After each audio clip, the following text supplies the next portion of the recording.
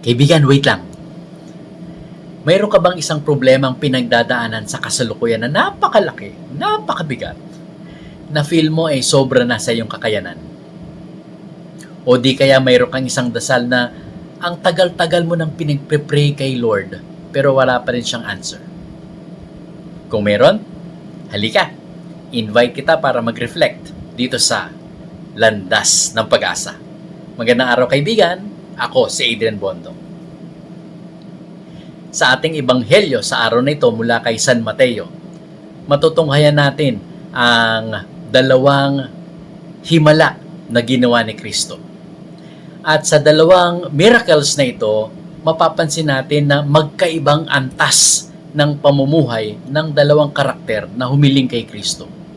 Ang una ay isang lalaki na opisyal, pinuno ng mga Hudyo, may kakayanan sa buhay, mataas ang antas sa lipunan. Ang pangalawa ay isang babae na 12 taon nang may sakit, walang kakayanang magpagaling, nasa daan lamang.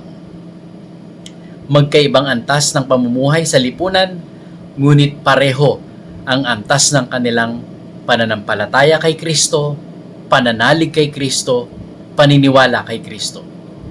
Tunghayan natin ang kanilang pananampalataya at tiwala kay Kristo. Sabi ng pinunong lalaki,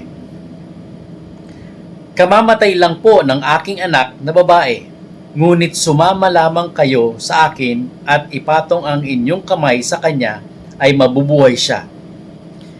Nung binabasa ko to, feel ko, siguradong sigurado siya sa kanyang sinasabi. Hindi man lang siya nagsabi na, siguro po kung ipatong nyo lang ang kamay nyo sa kanya, baka po mabubuhay siya. Hindi. Siguradong sigurado siya. Tiwalang tiwala siya. Pananalig. Sa babaeng may sakit, ang sabi niya, mahipo ko lang ang kanyang damit ay gagaling na ako. Muli, tiwalang tiwala siya. Siguradong sigurado siya. Hindi man lang niya inisip na, baka kung hawakan ko yung damit niya, baka may chance akong gumaling. Hindi. Siguradong sigurado siya. Kaibigan, yan ang pananampalataya, pananalig, tiwala kay Kristo. Tandaan, lahat ng prayers natin naririnig ni Lord, pinakikinggan ni Lord, at sinasagot ni Lord. Minsan ang sagot, oo, go.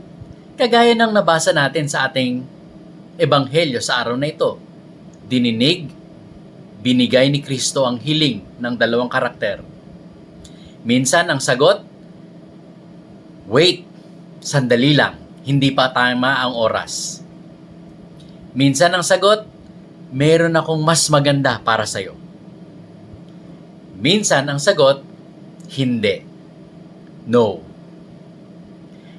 At dito sa huli, dito tayo minsan nawawalan ng pananalig kay Lord. Nawawalan tayo ng tiwala kay Lord. Kapag hindi sinasagot ni Lord ang ating prayers base sa gusto nating sagot. Kaibigan, kapag ganyan po ang sitwasyon mo, na feel mo, nasan si Lord? Ba't walang sagot sa aking panalangin? Bakit iba ang sagot niya sa aking panalangin? Dito mismo, matutunghayan ang tunay na tiwala kay Lord, ang tunay na pananalig sa Diyos. Na kahit hindi sagutin ni Lord ang prayers natin base sa gusto natin, maniniwala tayo, may pananalig tayo, may tiwala tayo sa Diyos na siya ay makapangyarihan, na siya ay mabuti, na siya ay marunong. Na diringgin niya ang ating panalangin hindi sa kung paano natin gustong sagutin ang ating prayers, kundi kung ano yung nararapat para sa atin. Yan ang tunay na tiwala sa Diyos, yan ang tunay na pananalig sa Diyos, yan ang tunay na pananampalataya sa Diyos. Kaibigan, sa iyong pagdadasal sa araw na ito, hingin sa Diyos ang grasya para sa isang tunay na pananalig, tunay na tiwala, tunay na pananampalataya sa Diyos. Dahil sabi nga niya sa ating pagbasa sa araw na ito, anak, lakasan mo ang iyong loob, pinagaling ka ng inyong pananalig. Manalig tayo sa Diyos, magtiwala tayo sa Diyos, sumampalataya tayo sa Diyos dahil siya ay makapangyarihan, dahil siya ay mabuti, at dahil siya ay marunong. Maraming salamat kaibigan sa pagsama mo sa akin sa ating reflection. God bless you.